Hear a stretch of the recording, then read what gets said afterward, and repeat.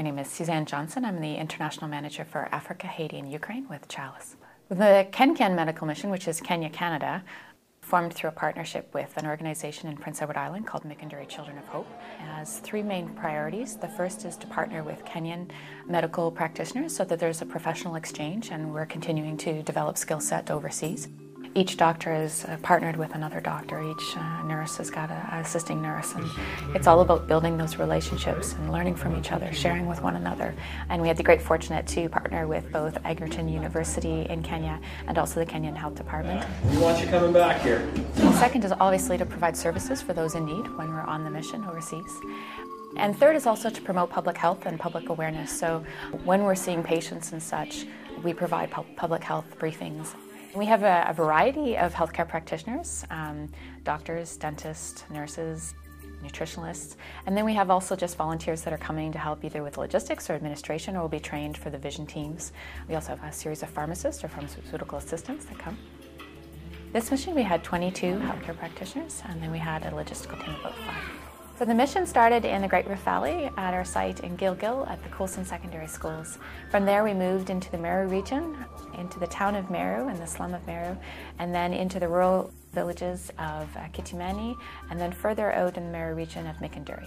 One of the great things about the mission is that often we come across situations where there's an immediate need requirement, and we have the flexibility within the mission to rapidly assess if we can be of service to a community. So during this last mission Mikinduri Children of Hope, while in transit, came across a refugee camp and decided to reach out to that camp and provide services. So that's a wonderful aspect of the mission, is that we can be flexible. Often we'll bring a smaller team into a slum region that will actually walk through the slums and provide immediate care for anyone that is identified in needing immediate assistance.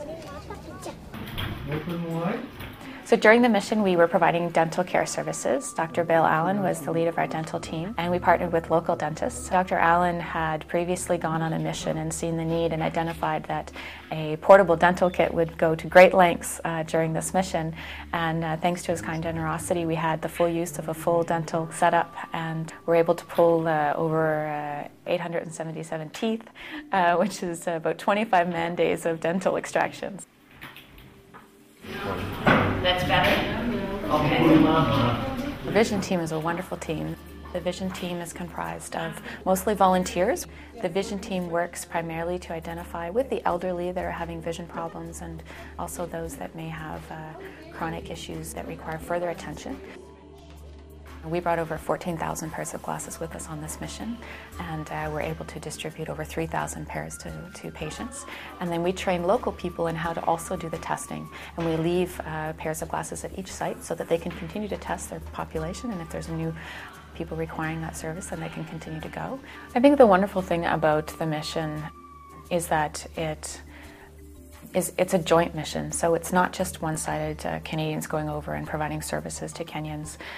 We have a counterpart there. There were certainly our challenges, and at the end of the day we were certainly exhausted. It's early mornings and late nights, but when you see a child walk away feeling better and smiling, when you see an older lady with a new pair of glasses and she hasn't been able to see for the last 20 years, when you see a mother who's pregnant and needs to know whether or not she's doing everything she can to ensure the health of her newborn baby in the next few months, it really does provide spiritual growth. Could you let all these children know that we think they are so beautiful?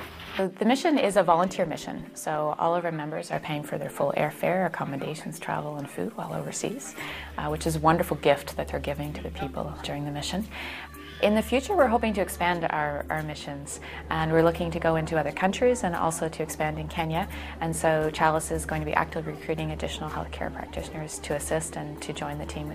But for our pharmaceutical and for the logistical costs, administrative costs of running the mission, Mikinduri Children of Hope fundraises throughout the year, and Chalice also provides funds. So we have donors and sponsors that contribute through the gift catalog to medical requirements or healthcare services through Chalice. You can go to Chalice website, which is www.chalice.ca, and there are links under how you can be involved to volunteer for the mission, or if you'd like to help in assisting raising funds for the mission, or you can call our Chalice number. When we come with a medical mission, it brings a lot of joy and hope to the community. to see a Canadian flag and a Chalice and Mickendura Children of Hope banner, foreigners that are coming from a place they may not even be able to recognize on a map, but that they're coming to help and that they're there. And there's no fees charged for the services that we provide. And if anything, they come just to see us. And in seeing and knowing, there's a greater sense of community that's developed. There's a greater sense that we are one people, that we are one community.